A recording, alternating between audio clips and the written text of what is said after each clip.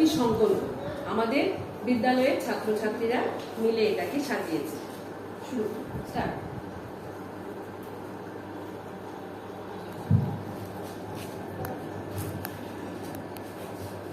মা, ও মা, খুব গরম লাগছে, ভীষণ গরম। হ্যাঁ, গরম তো লাগবে। কেন মা গরম লাগছে?